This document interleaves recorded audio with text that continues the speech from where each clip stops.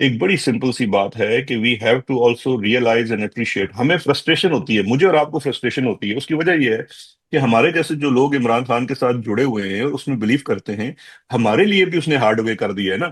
دیکھیں، اگر مثال کے طور پہ خان صاحب باہر آ جاتے ہیں، امریکہ چلے جاتے ہیں یا لندن چلے جاتے ہیں، ہم بھی صبح شام ان کے ساتھ بیٹھ کے ان کو اسٹریٹجی کے مشورے دیتے رہیں گے.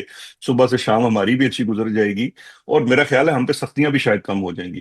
لیکن عمران خان کا کیا کریں کہ وہ خود بھی ہارڈ وے سے جا رہا ہے اور ہم سے بھی ہارڈ وے کروا رہا اچھا، میں آپ کو ایک قصہ ہے. سناتا ہوں بڑا انٹرسٹنگ. میرا خیال ہے اکتوبر 2021 میں ایک جنرل صاحب تھے، ان کی بیٹی یا بیٹے کا شادی ہو رہی تھی، جو گیرزن میس تھا پنڈی میں، جو فلیش مین ہوٹل کے سامنے سڑک جی اندر جی. جاتی ہے، پتہ نہیں وہ کیا میس ہے اور موٹ کیا، بڑا خوبصورت سا میس ہے. تو اس کے لانز میں شادی ہو رہی تھی، جنرل فیض بھی وہاں پہ پہنچے اور بھی. آرٹلری کا میس ہے وہ بڑا وہاں پہ. ہاں، آرٹلری کا میس. تو ایک جنرل صاحب تھے میجر جنرل، ان کی بیٹی کی شادی تھی اور ساری فوج وہاں پہ موجود تھی. مطلب اس وقت کے D G I S I general Faiz بھی تھے، ہر بندہ وہاں موجود تھا، کور کمانڈرس.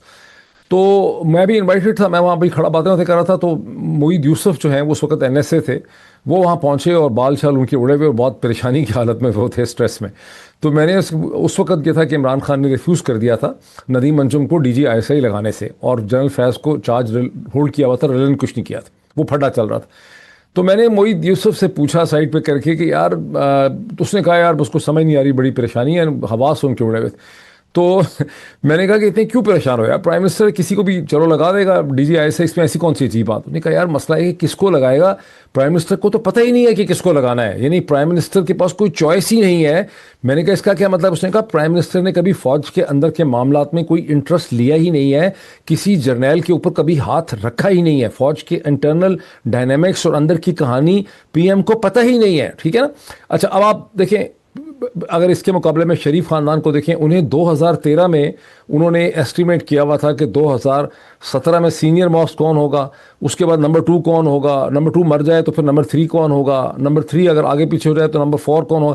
مطلب ٹاپ 10 ان کو پتا ہوتے. پھر ٹاپ 10 ہی خالی نہیں پتا ہوتے، ان کو یہ بھی پتا ہوتا ہے کہ اس کی بیوی کے کیا تعلقات ہیں، اس کا سالہ کیا کرتا ہے، اس کے بزنس کون سے ہیں، اس کے کون سے ٹھیکیدار ہیں، اس کے بچے کہاں پڑھتے ہیں، اس کی کمزوریاں کیا ہیں، اس کی پوری فائل ان کے پاس ہوتی. اور نواز شریف نے ایسے بندے رکھے ہوئے تھے جنہوں نے ان تمام جرنیلوں سے ڈیل کرنا تھا.